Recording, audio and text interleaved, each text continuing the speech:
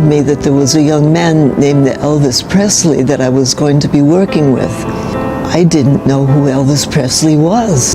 What would you give up if you had everything the world could offer? For Dolores Hart, the answer would shock the world. She had it all. Youth, beauty, and a screen presence so magnetic that critics whispered comparisons to Grace Kelly. Before she even hit her peak, she starred alongside Elvis Presley, delivering a single on-screen kiss that sent hearts soaring and cemented her as one of Hollywood's brightest young stars. Awards, adoration, a glittering future, everything seemed hers for the taking. And yet, before she even turned 25, Dolores did the unthinkable. She didn't just step away from fame, she walked away from it forever. Fans were stunned. Colleagues were speechless. How could someone leave a life everyone else dreamed of? But her story wasn't the result of a fleeting whim or a publicity stunt. Dolores' journey was shaped by a childhood lived in two very different worlds. The dazzling, relentless glare of Hollywood and a quieter, more haunting inner life that whispered of devotion, purpose, and meaning beyond applause. The collision of these worlds forced her to make a choice that would leave millions asking the same question for decades. Why would anyone give up everything the world seemed to offer? Dolores Hart was born Dolores Hicks on October 20th, 1938, in the bustling city of Chicago, Illinois, into a life that teetered between the glitter of Hollywood dreams and the harsh realities of a fractured family. She was the only child of Bert Hicks, a young actor chasing the elusive promise of stardom, and Harriet Hicks, his teenage wife. But the bright lights of show business came at a cost. When Dolores was just 3 years old, her father left for Hollywood, abandoning her young family and leaving a little girl to confront the heavy, confusing weight of loss. Far too early. Most of Dolores' childhood unfolded under the watchful eyes of her grandparents in Chicago, who became the bedrock of her young life. They offered her structure, discipline, and above all, a steadfast faith. The first seed of the Catholic devotion that would one day guide her entire existence.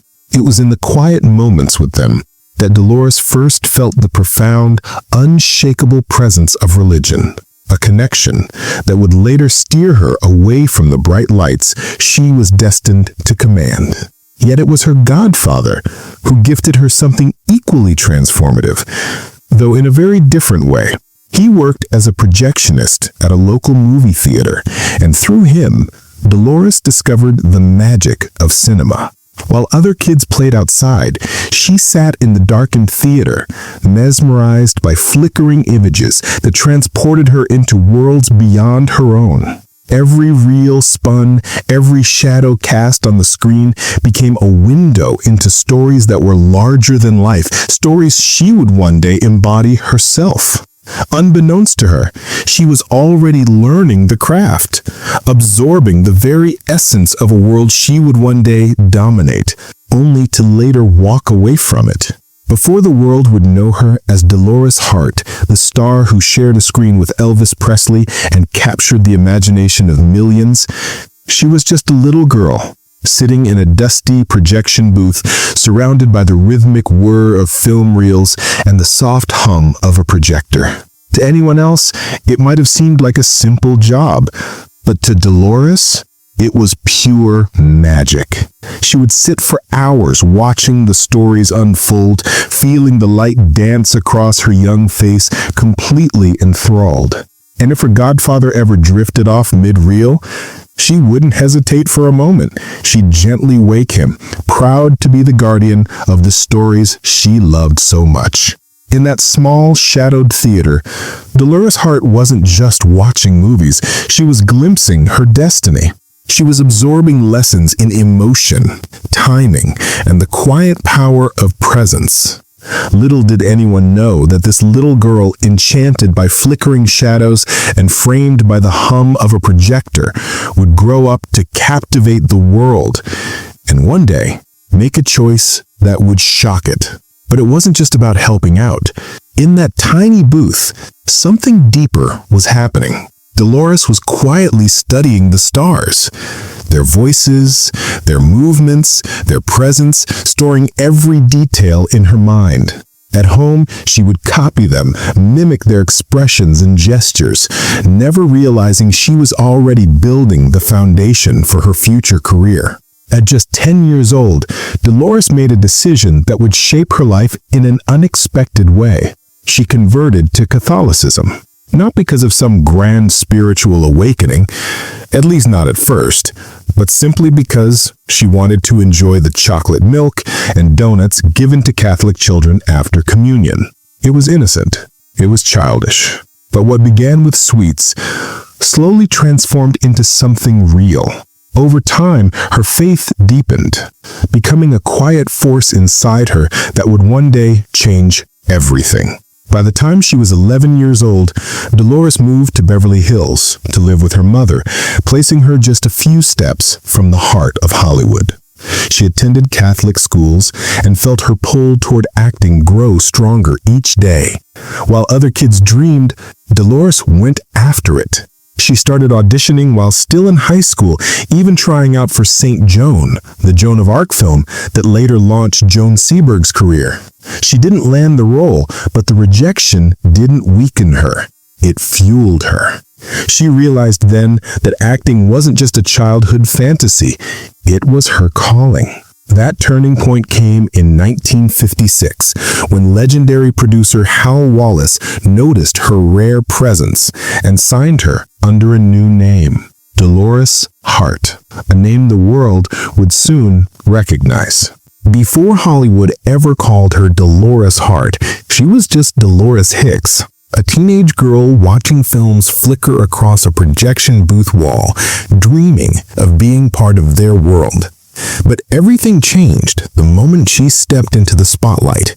And when she kissed Elvis Presley on screen, history was made. Her transformation from Dolores Hicks to Dolores Hart didn't just change her name, it launched a legend. In 1957, she landed the role of a lifetime opposite Elvis in Loving You. Practically overnight, the shy girl who once mimicked movie stars from the shadows became one herself, her face glowing across cinema screens and her name spreading across America. The world tuned in to see Elvis Presley's first color film, and standing beside him as Susan Jessup, the sweet, wholesome love interest, was Dolores. Midway through the movie came a moment no one could forget, a simple kiss written into the script that would forever tie her name to pop culture history. Dolores Hart became the first actress to kiss Elvis Presley on screen. For her, it was just another scene. For the world, it was electric. Suddenly, magazines, newspapers, and fans everywhere were obsessed. Critics called her fresh, all-American, effortlessly charming. Some compared her to Grace Kelly, while others saw a quiet, emotional depth similar to Lauren Bacall. But behind the cameras, her connection with Elvis went deeper than headlines. Between takes, they often talked about faith and even read the Bible together. While rumors of romance spread fast, Dolores always described their bond as a sincere friendship. Still, that single kiss defined a chapter of her life, one that made her unforgettable during the height of Elvis's unstoppable fame. And her career didn't slow down. She proved she was more than just the girl who kissed Elvis when she starred in Wild as the Wind alongside Anna Magnani and Anthony Quinn, holding her own with seasoned legends. Soon after, she appeared in Lonely Hearts with Montgomery Clift and Robert Ryan, revealing a new level of emotional depth and vulnerability that showed audiences she was destined for far more. From projection booth dreamer to Hollywood's rising star, Dolores Hart's story had only just begun. Just when Hollywood thought it had finally figured her out, Dolores Hart was already beginning to question it all. In 1958, she reunited with Elvis Presley in King Creole, this time playing Nellie, the gentle, kind-hearted girl who brings light into his troubled world. The film would go on to be praised as one of Elvis's finest performances, and Dolores's role was celebrated for its quiet sincerity and emotional depth. But she wasn't just conquering the big screen. By 1959, she had set her sights beyond Hollywood and stepped onto the Broadway stage in Pleasure of His Company.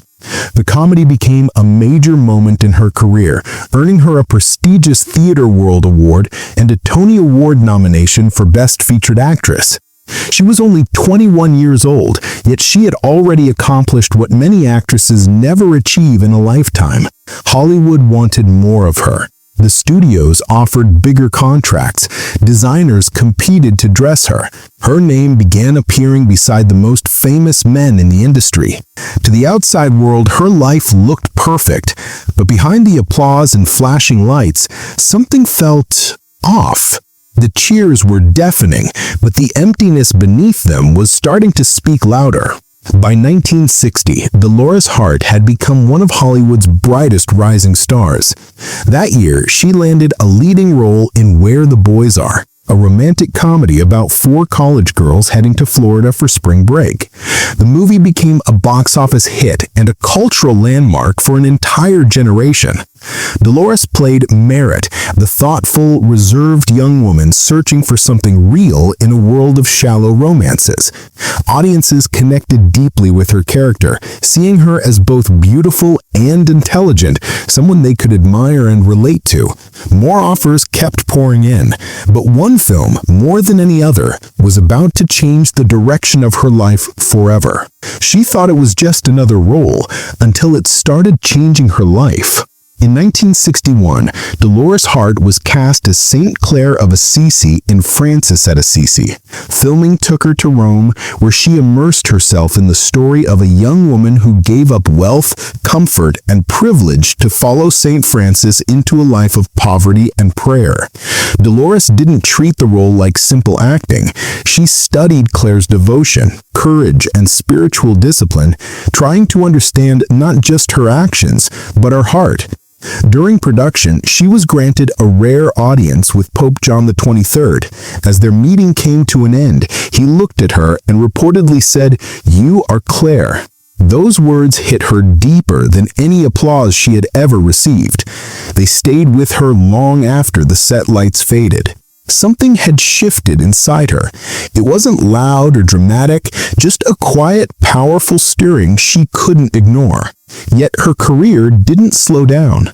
In 1962, she took on one of her most challenging roles in The Inspector, also known as Lisa.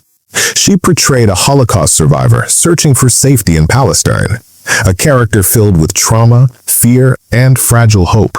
It was a heavy emotional performance, far removed from her earlier sweet, girlish roles, and critics praised her for it. Much of Hollywood now saw her as a serious actress, not just a pretty face. Then came Come Fly With Me in 1963, a lighthearted comedy about airline stewardesses. It was bright, stylish, and perfectly suited to the glamorous image the industry had built around her. She also made television appearances on shows like The Virginian. To the world, Dolores Hart was a complete success. Beautiful, talented, and versatile, with a future that looked almost limitless. But inside, something didn't feel right. Behind the perfect dresses, carefully chosen companions, and studio-guided interviews, Dolores felt a growing restlessness. Hollywood, she would later admit, often felt like a well-oiled machine. Her clothes, her public relationships, even her words sometimes felt pre-approved, packaged, and sold. The applause was loud, but the fulfillment was quiet and fading. Her role as Saint Clair had planted a seed far deeper than anyone could see. It whispered of a different kind of life, a life not built on fame, flashbulbs, or red carpets, but on silence, sacrifice, and spiritual purpose. Love, doubt, and an approaching heartbreaking choice were already taking shape beneath the surface. And while her career dazzled the public, Dolores Hart's private world was beginning to pull her in a completely different direction. Just months before her fairy tale wedding, Dolores Hart realized she was standing at the edge of two completely different lives. She had fallen in love with Don Robinson, a kind and successful architect from Los Angeles. Unlike the quick, shallow romances of Hollywood, their relationship was steady and real. Don adored her, and in 1963, he proposed. Dolores said yes, without hesitation. Wedding invitations were sent out, plans were underway. Even Edith Head, the legendary Oscar-winning designer, had already crafted her gown. From the outside, it looked like the perfect ending. A rising star with a shining career, about to marry the man of her dreams. But inside, a quiet storm was building. Her role as St. Clair and her visits to the Abbey of Regina Laudis in Bethlehem, Connecticut, had changed something deep within her. The monastery, with its silence and simplicity, no longer felt like a peaceful retreat. It felt like home. Each time she visited, leaving became more painful. And as her wedding day drew closer, the inner voice she believed was God calling her grew impossible to ignore. She struggled alone with the decision, torn between the safe, loving future Don offered and a life of faith filled with uncertainty. One day, during a blinding snowstorm, she walked to a hilltop cross near the abbey. Standing there, in the cold and silence, she knew the choice had already been made. With a heavy heart, she confessed everything to Don. She told him she loved him, but that she believed God was calling her, and if he truly loved her, he had to let her go. Don's response was nothing short of extraordinary. Though devastated, he didn't beg or argue. He simply told her, "Every love has its secret, and I knew what ours was." In one final act of grace, he drove her himself to the abbey gates. Dolores removed her engagement ring, gave away her possessions, and walked inside, leaving behind fame, applause, and a life of glamour for one of silence, devotion, and prayer. At just 24 years old, standing at the very peak of her fame, Dolores Hart made a decision no one saw coming. While the world expected her to chase bigger roles, brighter lights, and a grand Hollywood wedding, she chose something no script could have predicted: silence. In 1963, when the news broke that Dolores had left Hollywood to enter a convent, the world froze in disbelief. Headlines exploded. Fans refused to believe it. Many called it a publicity stunt, but this was real. Dolores Hart had walked away from red carpets, film sets, and the man she loved, Don Robinson, to join the Abbey of Regina Laudis in Bethlehem, Connecticut. Life there couldn't have been more different from Hollywood. Instead of flashing cameras, she woke before dawn for prayer, chanting in Latin with the sisters 8 times a day. Her hours were no longer filled with auditions and studio calls, but with tending gardens, milking cows, sewing, and cleaning. The glamorous gowns were replaced with a simple habit. The adored actress became just another sister, equal before God. For Dolores, this wasn't running away, it was starting over. She gave up her wealth, her fame, and her possessions, but she gained what she felt Hollywood never could give her: peace of soul. Over time, she took her final vows and became Mother Dolores Hart. Her wisdom and leadership stood out, and in 2001, she was named prioress, guiding her community until 2015, under the rule of Saint Benedict. Ora et labora, pray and work. Silence became her treasure.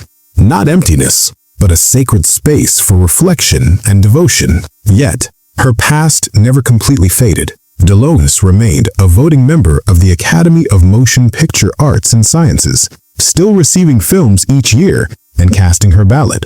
She even continued to believe in the power of theater as a tool for faith. With encouragement from Paul Newman and Patricia Neal, she helped establish an open-air theater at the Abbey, bringing art and spirituality together for the local community. And Don Robinson, the man she left behind, true to his word, he never married. For decades, he visited her at the Abbey, every Christmas and Easter. Their love transformed into lifelong friendship, a bond of quiet sacrifice, loyalty, and respect that endured long after the spotlight faded. When Don passed away in 2011, Dolores Hart was there, by his side, holding his hand through his final days. It was a quiet, profound testament that even love, once denied, could endure. Transformed into something deeper, stronger, anchored not in romance, but in devotion and respect. This was not a love story told on red carpets or in magazine headlines. This was real life. For decades, Mother Dolores Hart lived in quiet seclusion at the Abbey of Regina Laudis, far removed from the glitz, cameras, and adoration that had once defined her world. The Hollywood spotlight that had followed her everywhere had been replaced by the soft glow of candlelight, the rustle of robes, and the steady rhythm of prayer. Yet, no amount of silence or solitude could erase the echoes of her past, nor the curiosity that lingered in the hearts of those who remembered the starlet she had been. Then, in 2006, after 43 years away from Hollywood, Dolores returned, not for awards, premieres, or glamour, but for a cause that demanded attention. She stepped into the public eye to speak with unwavering courage about her battle with idiopathic peripheral neuropathy, a debilitating neurological disorder that caused intense pain. Before Congress, she shared her story, raising awareness and advocating for funding for research. It was a moment that shocked many who had only known her through films and photographs. Here was a woman whose life had taken a path so radically different from her contemporaries, a path of sacrifice, service, and profound purpose. In that moment, the world glimpsed not just the star of King Creole or Loving You, but a woman whose choices had redefined her life, whose legacy had been built not on applause, but on courage, conviction, and an extraordinary resilience that refused to be dimmed even by decades of quiet devotion. Imagine a Hollywood starlet, adored by millions, walking away from glitz, glamour, and fame, not for scandal, not for heartbreak, but for a life of quiet devotion. That's exactly what Dolores Hart did, and her story captivated the world in 2012 when HBO released God is the Bigger Elvis. The documentary traced the extraordinary journey of a young actress who left stardom behind to become a nun, a choice so profound it earned the film an Academy Award nomination. That same year, Dolores returned to the Oscars red carpet, but she wasn't draped in silk or sequins. She wore the simple habit of a nun. Seeing her there, standing among the very stars she once counted as friends and rivals, was unforgettable. It was more than a reunion. It was a living symbol of sacrifice, courage, and a life transformed by faith. Dolores later revealed the surprising reason she agreed to appear in the documentary. It wasn't to reclaim the spotlight or indulge in Hollywood nostalgia. Instead, her goal was far nobler, raising crucial funds to restore the Abbey she had called home for decades. Her devotion to her community had never wavered. Then, in 2013, Dolores opened her heart even further with the release of her autobiography, The Ear of the Heart, an actress's journey from Hollywood to holy vows. Co-written with Richard Denute, the book offered readers an unprecedented glimpse into a transformation that stunned the world. The leap from celebrated silver screen starlet to devoted, cloistered nun.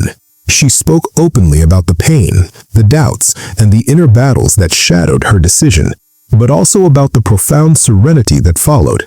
Her candid reflection struck a chord with readers, reminding everyone that true courage often comes with sacrifice, and that following one's calling sometimes means leaving everything else behind. Even decades after leaving Hollywood, Dolores Hart continued to shine. This time, not under studio lights, but within the quiet walls of the Abbey she had called home for so long. She became a driving force behind the Abbey's expanding theater program, determined to give young people a space where faith and creativity could meet, a bridge between the dazzling world she once inhabited and the life of devotion she had chosen. When she stepped down as prioress in 2015, her presence didn't fade. Her influence flowed outward, touching hearts, both familiar with the girl who once graced silver screens, and those inspired by the nun who had transformed her life into a testament of courage, faith, and purpose. Now in her 80s, she embodies a paradox that continues to fascinate and inspire. The same woman who shared an unforgettable kiss with Elvis Presley chose a life of quiet devotion over glittering stardom. Her story isn't just about leaving Hollywood, It's about answering a call so profound that most would ignore it. She traded applause for silence, glamour for humility, and in doing so, discovered a life far richer than any movie set could offer. A life built not on fame, but on faith. Dolores Hart's journey from the dazzling lights of Hollywood to the serene cloisters of the Abbey is one of the most extraordinary tales of sacrifice in modern times. She could have been the next Grace Kelly, but instead, she claimed a different crown, one of devotion, courage, and purpose, a crown no red carpet could ever bestow.